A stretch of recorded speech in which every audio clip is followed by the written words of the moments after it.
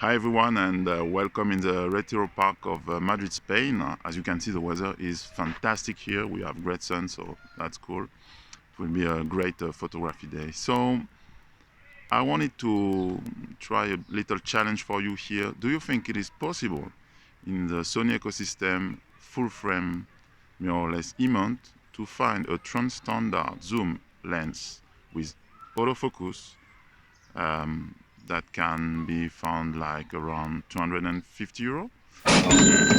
Let's say that we agree on the fact that it can be adapted, native, and second-hand. There is no problem with that.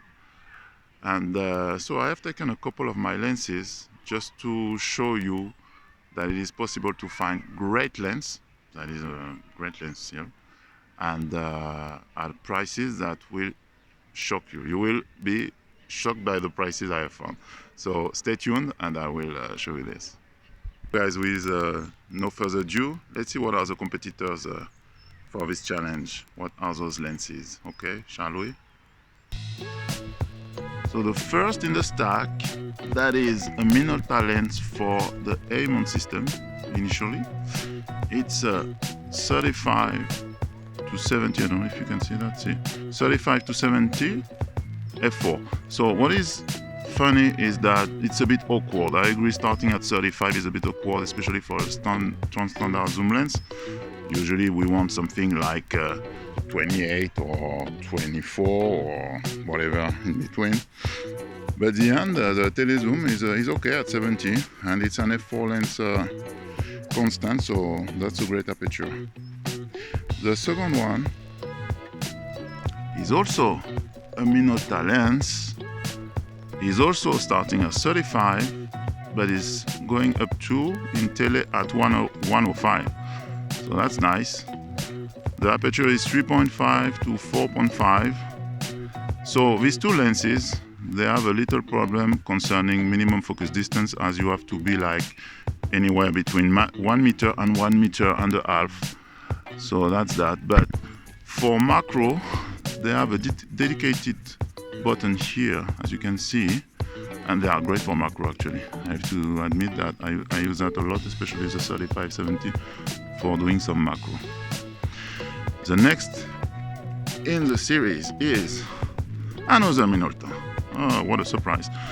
So it's the 28 to 135. It's almost a constant aperture, that it is f4 to 4.5. So that is more like a Transtandard here, because we are starting at 28 and it's going up to 135. So that's not bad at all, because in the tele and most of the time we have 105 like the previous one. So 135 is giving more reach, and that's very nice, right? So this one I take it a lot when I'm traveling, because it's very convenient, except for the fact that it is heavy, you know? Next in the series is the first Sony lens. Wow, a Sony lens, what it is. That is strange, no? So this one is for A-mount, and it's, as you can see, it's written DT here. So it means that normally it's used for, initially it's for APS-C.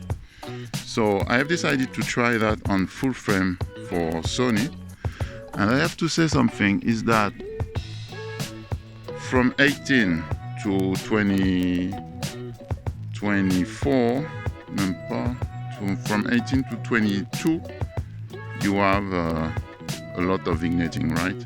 From 18 to 22, something like that, you have a lot of vigneting, so you cannot use it on a full frame body. But from 22, so that is 24, is covering the full frame image. So that's very nice, because it's giving you a 22 up to 55. So that's not bad at all. And it is a 3.5 to 5.6. So that's very cool. Next in the line is a native lens here for E-mount and for full frame E-mount, because it is the very well known 28 to 70, 3.5, 5.6 with stabilization, optical stabilization, right? So this one, actually, I have just bought it a few days ago, 1 week ago, something like that. And this is why I'm telling you that I wanted to do this video since a moment, but I didn't find a good copy of this.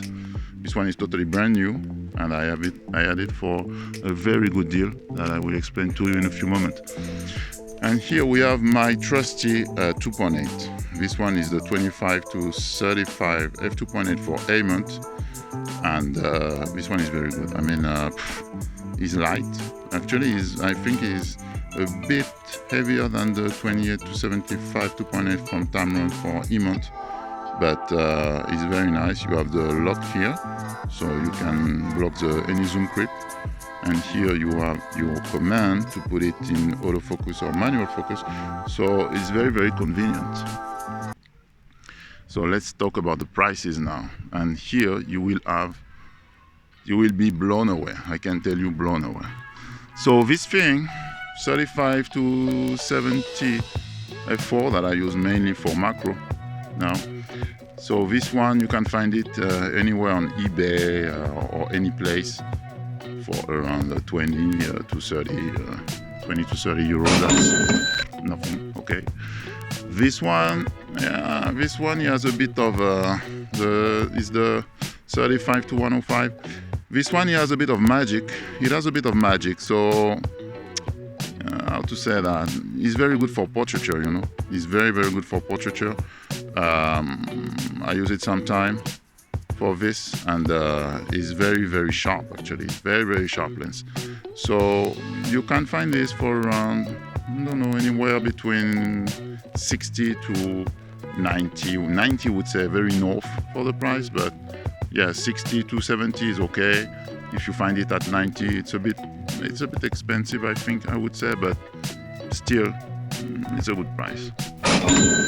The next one, I don't know. This one is a mixed bag, huh? I have to admit. In the sense that it's a very good lens for traveling. It's not so heavy actually, even if all of them, as you can see, they are all made out of metal everywhere. By the way, they are a bit like tanks, and you see these things, they are since the 80s and they are still working perfectly. So that's awesome. But the thing is, that this lens, it can be sometimes found on an expensive price for a reason I don't know. But I would say that if you can find this for 90 euro to 80 or something like that, is okay. So for the month, we didn't even pass the 100. Can you imagine that? We didn't pass 100 euro, and we have 3 lenses that are able to do a Transtandard kit lens, zoom lens, with autofocus. That's awesome. Now, this one, I think that's cherry on the cake. Huh? It's crazy, this thing. So this thing, I got this in my very first camera from Sony. That was an A58. It's an APS-C sensor of 20 megapixel, and it's in the kit, okay? And it's crazy because when I was using it in APS-C on this body, I was liking it a lot, in the sense that it's very sharp lens, and it is made since the beginning, is designed for DT, for anything that is digital. So that is for digital cameras from the beginning, on the contrary of those ones that they were for film camera, right? So what does that mean is that this thing is already prepared to be used to any digital camera body, including any A7 or A9 or whatever. So that's very cool.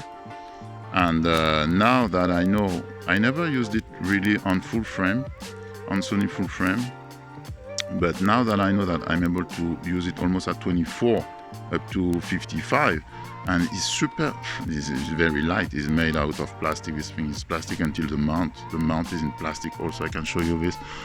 This is very, very cheap. You see that?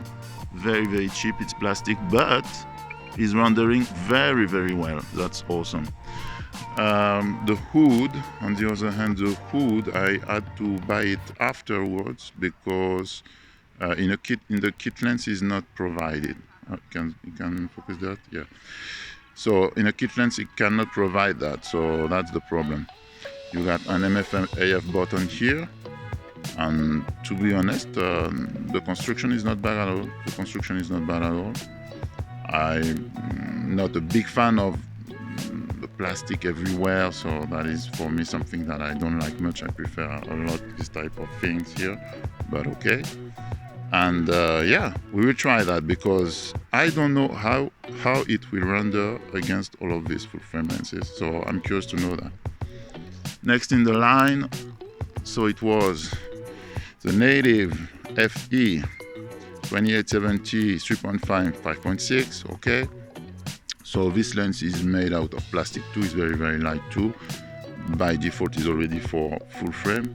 I didn't talk about the price of this one, by the way. This one you can find this second hand for €5. €5, you have heard me, €5. Hola, €5. Can you imagine that?